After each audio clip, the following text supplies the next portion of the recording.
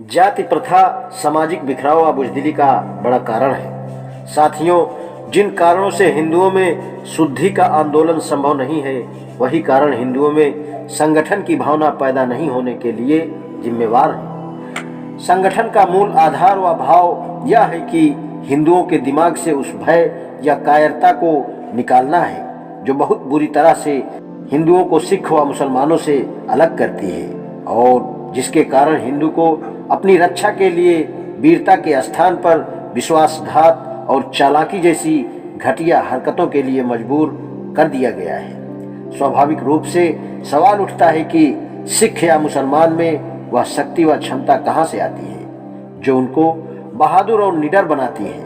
मेरा मानना है कि बेहतर शारीरिक शक्ति पौष्टिक भोजन या व्यायाम के कारण ऐसा नहीं होता है। वह शक्ति उस भावना के कारण होती है कि किसी एक सिख को खतरे में देखकर सभी सिख उसकी मदद के लिए पहुंच जाएंगे और किसी मुस्लिम पर हमला होने की दशा में सारे मुसलमान उसकी रक्षा के लिए दौड़ पड़ेंगे।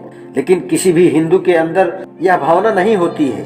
हिंदुओं को यह विश्वास ही नहीं होता कि मुश्किल के समय कोई दूसरा हिंदू उसकी मदद के लिए आगे आएगा।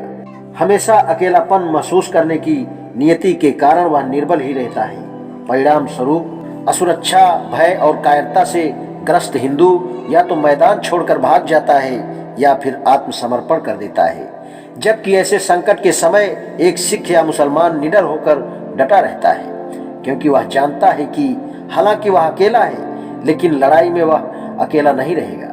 उसके सिख या मुसलमान होने के आत्मविश्वास के सहारे वह मैदान में मुकाबला करने के लिए डटा रहता है, जबकि हिंदू में विश्वास नहीं होने के कारण उसे भागने व हार मानने पर मजबूर कर देती है। इस मुद्दे पर विचार करने पर सवाल उठता है कि आखिर वह क्या चीज है जिसके कारण एक सिख या मुसलमान इतना अधिक आश्वस्त रहता है और उसे मुकाबला करने के लिए हिम्मत आती है, जबकि एक दूसरे की सहायता की भावना की कमी के कारण हिंदू भय व निराशा से भर जाता है।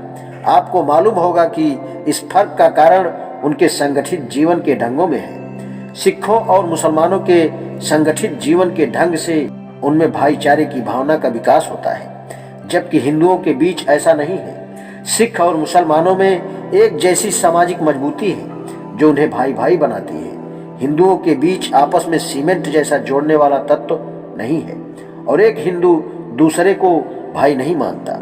इससे स्पष्ट हो जाता है कि क्यों एक सिख यह कहता है और महसूस करता है कि एक सिख या खालसा सवा लोगों के बराबर है।